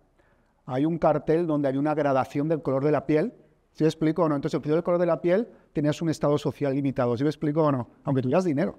Entonces, eso fue lo que hizo que se fueran más hacia lo que luego fue Estados Unidos. Okay. Y la otra que sí tiene tanto que ver con México y Estados Unidos. Sí. Pero me gustaría conocer tu opinión sobre lo que está pasando en Venezuela y qué impacto puede tener en todo lo que se viene ahora. También me gusta que... Mira, ¿qué te puedo decir, no? Lo que ha ocurrido en Venezuela es una vergüenza mundial. Como ciudadanos del mundo, no podemos quedarnos parados de brazos, ¿no?, con lo que está ocurriendo, y sin embargo se le está ofreciendo cosas que a nadie se le había ofrecido a Maduro. Por debajo del agua se le está ofreciendo que si deja el poder no lo van a perseguir, pero no lo suelta, ¿no? Tiene tantos cadáveres en el armario, es una metáfora, lo de cadáveres en el armario, ustedes me entienden, ¿sí? Que seguro que también tiene de vosotros, ¿no? El problema es que a lo largo de la historia el mundo suele ser más blando con los malos y más duro con los buenos. A Hitler le dejaron hasta que se anexionara el Anschluss con Austria, Checoslovaquia, y ya con Polonia dijeron, hasta aquí llegamos, ¿sí me explico o no? De hecho, Hitler no lo podía creer. Para mi manera de ver, yo tenía un poquito de más mano dura, porque no va a pasar nada, no nos va a afectar en lo más mínimo, ahora sí te lo digo en serio. Más bien, por fin, gente incluso como Lula y otros más de izquierda están diciendo que estás solo. Ahora sí está más solo que nunca. Quizás un Putin, su única salvación sea irse con Putin o con Bielorrusia, que se escape. Ahora mismo considero que está cada vez más solo. ¿Que va a caer? Creíamos que iba a caer hace 5 años, ¿te acuerdas? Hace 4 años, pero ahí sigue manteniéndose. Entonces, ¿qué te puedo decir? Hay maneras, la historia ha demostrado que hay maneras para quitar a estas personas de una manera delicada, pero si me preguntas, yo creo que le queda 6 meses. Yo creo que, a ver si tengo razón, le quedan 6 meses, máximo. Gracias. Y voy a opinar un poco sobre Oye. Venezuela. Yo viví en Venezuela 2 años antes que entró a Chávez. Wow. Y hay una razón que me interesó mucho cuando Diana y Sergio ofrecieron la oportunidad de traer a nosotros aquí y la oportunidad de hablar sobre la importancia de política es también lectura que yo aprendí con mi esposa en Venezuela. Los venezolanos estaban muy frustrados con su sistema político. Mucho como hemos visto en México y también aquí en Estados Unidos. En Venezuela ese año, más del 21% de la gente no votaron. Gente que estaban registrados. Otros 4%, conozco muchos que votaron para la señora Irene Sainz, que fue Miss Universe. Ella fue alcaldesa de un pueblito que se llama Chihuahua, que es como Del Mar. Es donde llega toda la gente bonita de Caracas. Ella ganó 4% de votación. Ella en esa época estaba haciendo con Donald Trump, porque él fue encargado de Miss Universe. Pero la de Venezuela es que los venezolanos perdieron su país por no apreciar la fragilidad de democracia. Y otra lectura es que ya que llega un autocrático al poder, nunca lo quiere saltar. Nunca. Nunca. Y una de las maneras que los autocratos mantienen el poder es que dan negocios a los militares. Eso es lo que vimos en Venezuela. Y también se ponen de acuerdo con los narcos, también que lo hemos visto en Venezuela. ¿Sí? Y se juntan también con intereses en común. Mi opinión es que va a ser muy difícil que Maduro se salga, aunque perdió. Porque atrás de Maduro tiene Xi, tiene los iraníes, también tiene hasta un punto de Turquía. La problemática que tenemos en Venezuela es que hay intereses que son contra Estados Unidos, que quieren frenar a nosotros y Europa en el continente americano. Imagínate la ventaja de tener un puerto en Venezuela para un país como China. Es lo que yo pienso que va a ser muy difícil que Maduro salga, porque no solamente es el pueblo. Atrás de Maduro, él tiene todo su equipo presidencial son cubanos. Todo el Secret Service de Maduro son cubanos. Es muy complejo la situación. Yo espero lo mejor para Venezuela. Yo tengo muchos amigos que viven en Miami y Panamá. Perdieron el país. Y cuando a veces me hablan de Venezuela y se quejan, pues tú me pasas para en el país. Y me ha dado la lectura que a veces la gente no sabe lo que va a perder hasta que es muy tarde. Así es. Es una lectura para que aquí en Estados Unidos, en esta próxima elección, elecciones sí pueden cambiar el mundo. Eso es muy fundamental sobre Venezuela. Súper bien.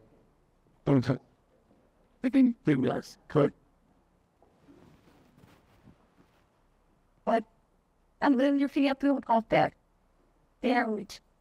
Me quedo un poco ahí pensando, yo también estoy muy preocupada por esta situación en la elección de poderes y de pensar que esto, el siguiente paso puede ser una dinámica.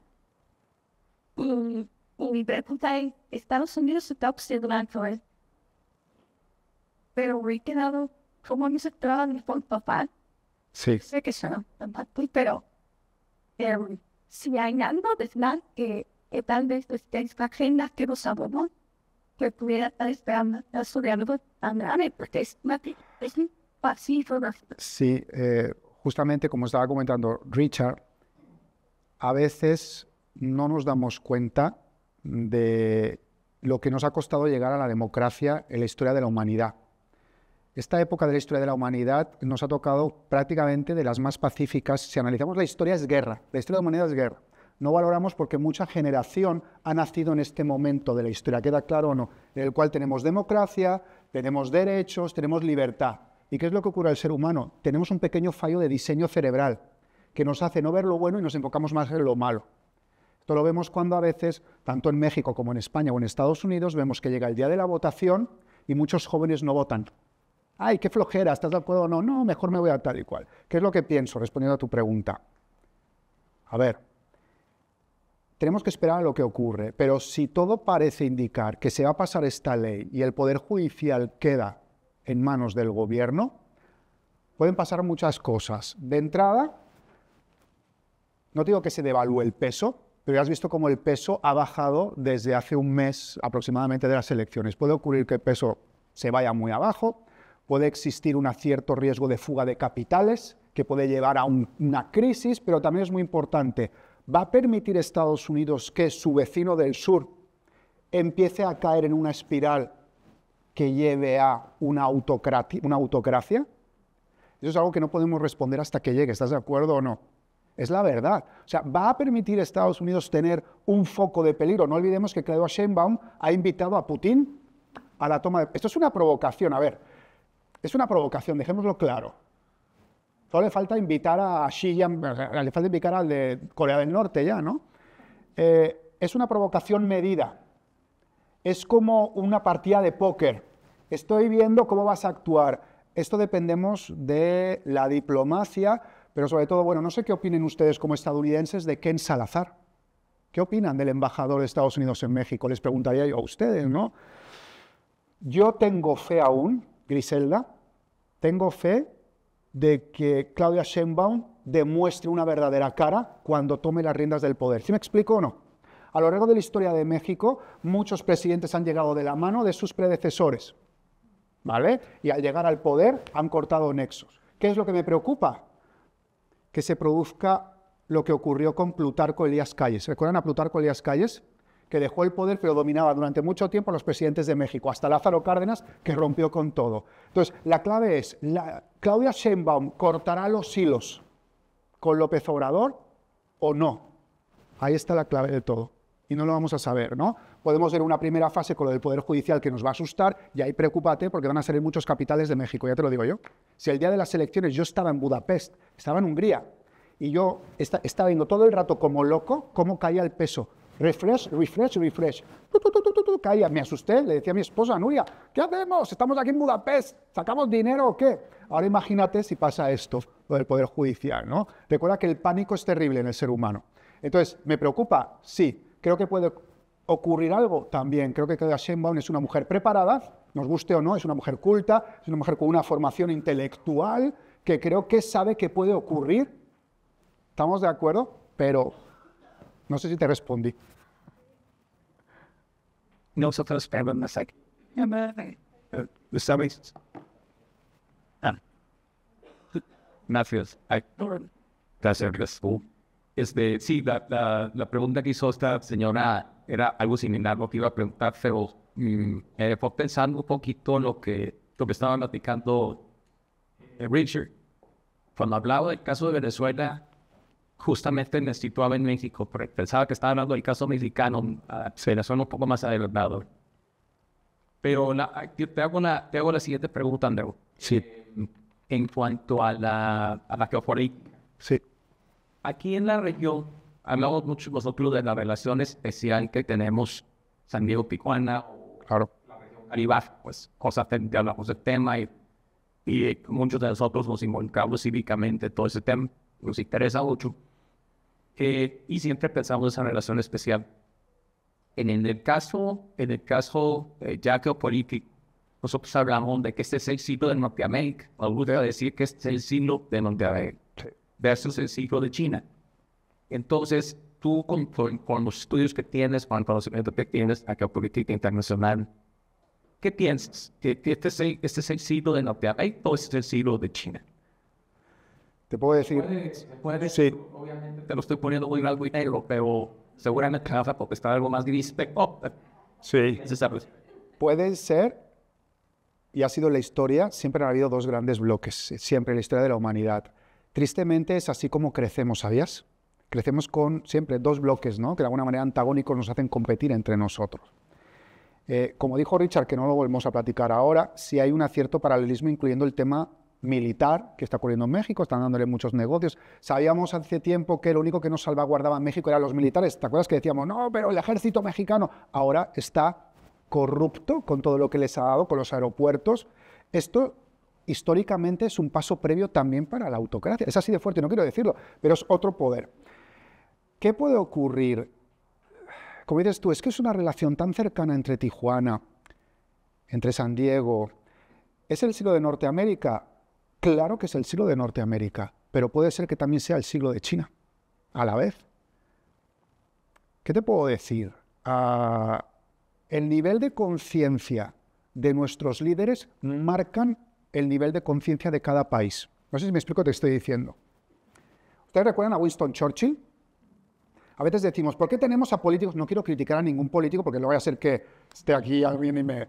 Pero hay políticos que parecen sacados de... Cuando veo algunos políticos que no quiero decir que todos saben, parece vendedor de coches usado, un político estadounidense medio, ya saben que ha salido aquí, que empieza con T, ¿verdad? Estoy pensando. Si vemos al señor López Obrador, dices, ¿pero qué es esto? Si vemos a algunos políticos en Europa, dices, ¿pero dónde han salido? Es culpa de nosotros, ¿sabías o no? Nosotros como sociedad. ¿Quieres un Winston Churchill? ¿Cuántos sus abuelos? ¿Se acuerdan que sus abuelos llegaban con 3 periódicos en la mañana y los ponían en la mesa a sus papás? 3 periódicos, nivel intelectual alto, no me engañas fácil. ¿Quieres que te vote? ¿Cuándo hemos pedido realmente a nuestros últimos presidentes, enséñame cuál es tu política sobre esto realmente? Ya vemos pura confrontación. Ahorita voy a responder de pura confrontación. Queremos un Winston Churchill, que por cierto, no sé si sabían que además ganó el premio Nobel de Literatura. O sea, el nivel, ¿no? Y encima pintaba también Winston Churchill, que Picasso le decía, no, me vas a quitar la chamba. Bueno, Winston Churchill, por cierto, tenía depresión, mucha depresión, lo llamaba el perro negro. El caso es que, como ciudadanos, es nuestra responsabilidad exigir cuentas a nuestros políticos qué están haciendo con nuestro país, con nuestros países y hacia dónde deriva lo están llevando también. El problema es que nuestros políticos actuales pareciera que nos venden un mundo donde todo es blanco-negro, ¿estás de acuerdo o no? Todo es un mundo de esto o lo otro, todos contra mí o hacia mí. Pero cuando tú dejas de ver las noticias y te reúnes con tu gente y tu mundo, dices, pues no está tan mal el mundo, ¿estamos de acuerdo? No estamos tan mal. ¿Qué es lo que pienso? El mundo, más que nunca, necesita políticos humanistas, que está difícil. Necesita políticos como Marco Aurelio. Si no, lo veo negro. Lo veo negro. Si se juntara un político como el que puede llegar a Estados Unidos con un político como el de México, puede ocurrir muchas cosas. Pero ahora súmalo con lo que está pasando en Europa, con lo que está pasando con este auge. ¿Te has fijado que hay un auge de los extremos de nuevo? Esto ya ha pasado en la historia. La gente se harta de votar a los mismos partidos porque no le solucionan nada. Llega un outsider de la política prometiendo que lo va a salvar todo. Pero como no tenemos el nivel de entender que nadie da dólares a 4 pesos, nadie los da. Eso se llama una pirámide, un esquema Ponzi, lo votamos, porque nuestro nivel es nulo. Por eso es tan importante leer, aprender y viajar. ¿Qué es lo que te digo? Yo creo que sí es el siglo de Estados Unidos, sí, pero también puede ser el siglo de otros. Llámale China. China es que lo ha preparado con años, de verdad. Lleva mucho tiempo preparándose. Y muy bien. Recordemos que China es una paradoja del mundo. Es un capitalismo comunista. ¿What? ¿Qué es eso? Pero sí, ¿se han fijado o no? Es capitalismo comunista. Es una dictadura donde pueden haber empresas, pero pueden ser intervenidas por el gobierno chino en cualquier momento. ¿Qué pasó con el dueño de Alibaba? Ya no me sirves, pero bueno, ya. Espero haberte respondido. ¿Qué tal, profesor? ¿Qué tal? Encantado. Dos preguntas. Correcto. La primera, me voy a permitir regresar a la charla. Correcto. ¿Podrías compartirnos 3 razones, así como directas, Sí. por qué por qué la migración en ese entonces era tan grande para Estados Unidos cuando todavía no era tan sexy como lo es ahora en comparación a México? Sí. Hace un ratito prácticamente lo comenté. La razón es, siempre desde el tiempo del Imperio Británico se supieron vender mejor. Siempre. ¿Sí me explico o no? Yo te puedo ofrecer un trabajo peor que un trabajo mejor, pero si la otra persona te lo vende mejor, te vas con él. No sé si me explico. Los británicos, o en este caso los Estados Unidos, daban mayores facilidades a los colonos. Vente para acá y te voy a dar tantas hectáreas. Y España, a ver, déjame ver tu color de piel, eres católico, apostólico y romano y vas a misa los domingos, ¿de quién es tu familia? ¿Captas o no? ¿Quién es tu papá? Ah, ¿sí o no? No, mejor me voy a Estados Unidos que puedo empezar de nuevo, puedo cambiar todo y tener una extensión de tierra, que luego resultaba complicado, ¿estás de acuerdo, Mantriana? Pero recuerda que el ser humano se mueve por anhelos, se mueve por el sueño, ¿sí? Por eso la inmigración nunca va a parar, porque tú no le puedes quitar a alguien la esperanza de mejorar, ¿sí? Por eso se vendió mejor Estados Unidos, o lo que sería Estados Unidos. Y la segunda es, también comentaste que tal vez no tenga que ver tanto, pero me resulta muy interesante tu perspectiva europea. Comentaste que los mexicanos y los norteamericanos nos vemos con desconfianza. Un poco tienes tus razones para decirlo, que me parece que tiene que ver con la economía, ¿no? Pero seguramente tienes tus razones para decirlo. Economía e idiosincrasia, más bien. La idiosincrasia, los estereotipos hacen mucho daño. Ok. Y entonces, con Europa, que fuimos colonia española, ¿cómo considerarías que nos vemos los españoles y los mexicanos? Igual. Hay mucho estereotipo. Es muy difícil, a ver, cada vez más ha habido mucha, curiosamente, con la llegada de las Golden Visas, muchos mexicanos llegaron a comprar en España, tanto que Madrid la llaman Coral Gables, el nuevo Coral Gables, Madrid, ¿no? Y esto ha hecho que se comprendan mejor a los mexicanos. Hasta hace poco tiempo, si yo te contara cómo nos decía la historia de México en España, te da un patatús, te mueres del coraje. Porque recuerda que la perspectiva de la historia viene dada por un sesgo del que gana. Tienes que ser capaz de entender eso, ¿no? Siempre. ¿Sí? Entonces, según cómo veas la historia, ¿sí? Entonces la idea que se tenía de México te dará coraje, mucho coraje. Es una idea totalmente equivocada. Por eso digo lo mismo, es tan fácil prejuzgar en la distancia. Recuerda esto siempre. Todos ustedes tienen un doctor de confianza, ¿verdad o no? Ese doctor de confianza, que a lo mejor es una eminencia, una verdadera eminencia en su campo, cuando ustedes van con una duda, les va a decir esto: esta es mi opinión, ve a ver otros doctores. ¿Qué dice una persona que no sabe nada de nada? Yo tengo la razón. Tiene un nombre, es un síndrome. Se llama síndrome Dunning-Kruger. Es la capacidad de que una persona que no sabe nada se cree que sabe todo. Y hay una persona que hace mucho esto en el gobierno, ¿verdad o no? Cuanto menos sabe, más seguro de sí mismo. Mientras que una persona, cuanto más sabe de un tema, más sabe que hay tanto que aprender, como decía Sócrates. Entonces, el problema es que estamos dominados por personas con el síndrome de Dunning-Kruger, que leen un artículo de WhatsApp. Soy experto, pregúntame física cuántica, te gano la selección de Estados Unidos en béisbol, mañana me pones de entrenador y gano. ¿Sí me explico o no? Saben de todo con 4 líneas. Necesitamos gente profunda, ¿sí? Y la razón es que nos quedamos en los estereotipos porque es mucho más fácil juzgar, odiar y separar que darme la oportunidad de entenderte, ¿sí? Entender, es lo que necesitamos. Quiero entenderte. ¿Otras preguntas?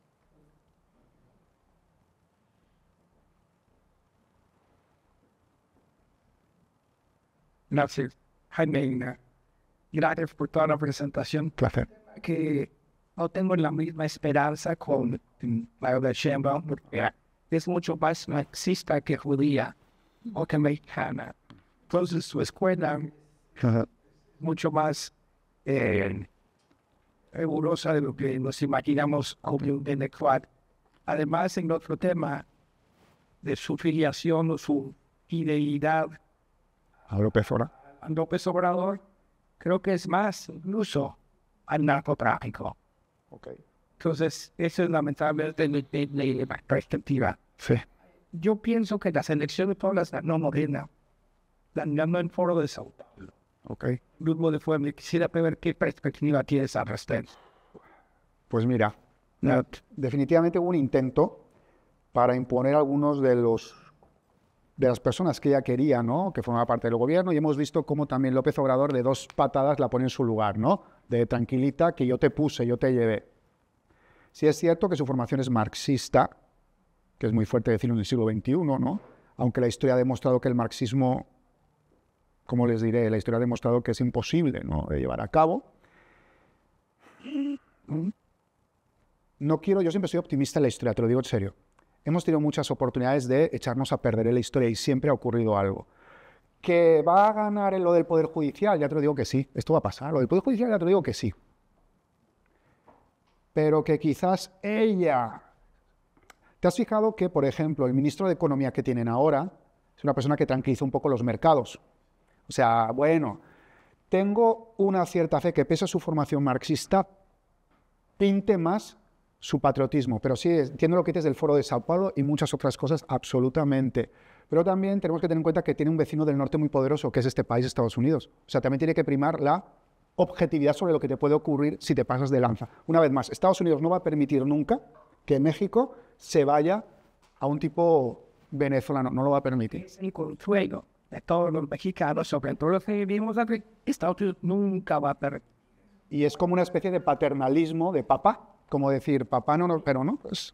Pero no, se fue muy fuera de la ortodoxia también, es que pues es la oportunidad, como mencionaste claramente desde el principio, que Estados Unidos puede ser que esté esperando el momento adecuado para tomar posesión de Tamaulipas hasta Baja California, y siendo por intereses de defender a nuestra nación, etcétera, vamos a tomar todo ese territorio, que va a ser el gobernador casualmente ha dicho que quieren independizar.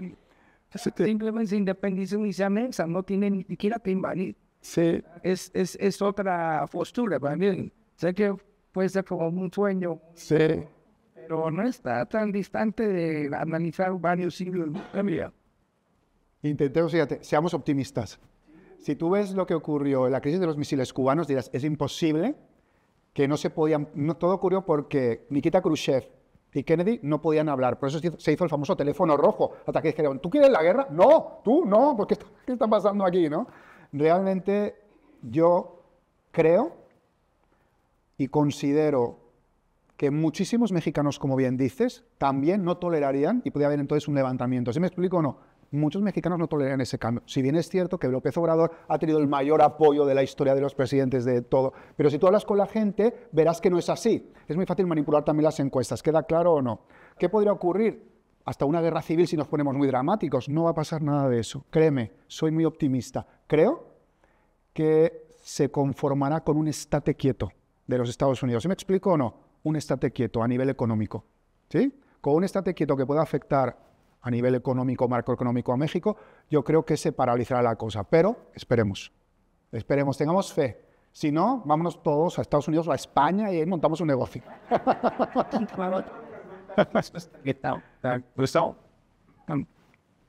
Ahorita que hablas del estate quieto, Sí.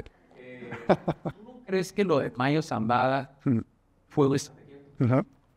Claro, O sea, un mensaje no son absolutamente. para el dólar. Sí. Ha habido mucha desconfianza. De hecho, Joe Biden sabemos que está harto de López Obrador, está harto. Y ha habido, es lo que te decía, o sea, ¿qué haces como Estados Unidos? Existe una política de que te tengo que revelar, pero como te estoy insultando, básicamente lo que ha hecho es insultar a Estados Unidos, no a los mexicanos, insultando a López Obrador. Claro que lo han hecho con toda la intención de, ojito, porque sabemos que, tristemente, a lo largo de la historia de México ha habido una alianza con diferentes carteles por diferentes presidentes. Entonces, cada presidente apoya un determinado cartel. Vamos a ver, señoras y señores, ¿cuántas veces ha ido López Obrador a Badiraguato, por el amor de Cristo?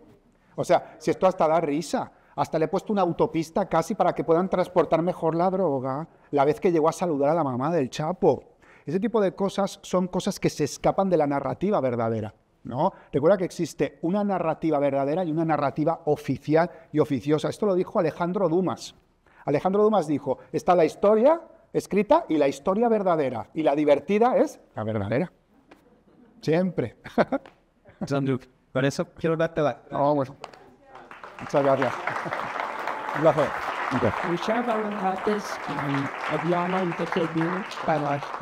Para primero presentarme a Andrew y llevarlo aquí de España a San Diego. Muchas gracias, Diana.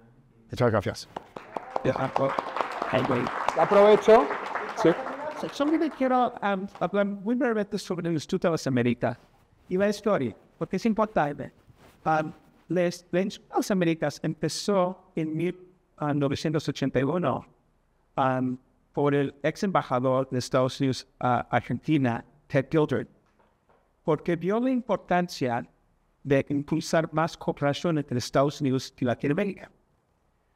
Él vio que Estados Unidos en esa época no estaba tan enfocado a las ciudades de los países al sur, empezando con México, pero por su amor por Argentina también, él vio la necesidad de involucrar más a Estados Unidos. Eso es como se creó el instituto, y nosotros hoy en día seguimos con ese compromiso de trabajar por toda la región, desde México a Argentina, en 3 áreas: en el área de energía y transición energética, en el área de medio ambiente y cambio climático, y más importante que todo, de competencia económica. Y con eso empieza el derecho de la ley y en tratar de promover la cooperación entre países. Con eso, pues, quiero darles las gracias por estar con nosotros y espero que puedan participar en otros programas que tenemos aquí en el instituto, sea en inglés o en español. Muchas gracias y espero que los vemos. Muchas gracias, Richard. Gracias a todos ustedes por atenderme tan pacientemente todas mis divagaciones y decirles que, si lo desean, doy cursos durante todos los días de la semana, sí, por Zoom, no importa dónde estén, de historia, geopolítica y también metafísica, y además hago 2 viajes al año. 2 viajes al año por diferentes partes del mundo, viajes muy exclusivos, hoteles de los mejores, sobre todo visitas culturales en lugares donde normalmente no se puede estar. ¿Queda claro o no? El último viaje que estuvimos en Escocia e Irlanda, conocimos al descendiente del rey de Escocia, de Robert de Bruce, que nos acogió en su palacio y nos dejó hasta agarrar la espada legendaria que aparece en la película. También estuvimos con la descendiente de María Estuardo, la conocen, también en su palacio, ¿recuerdan? Sí.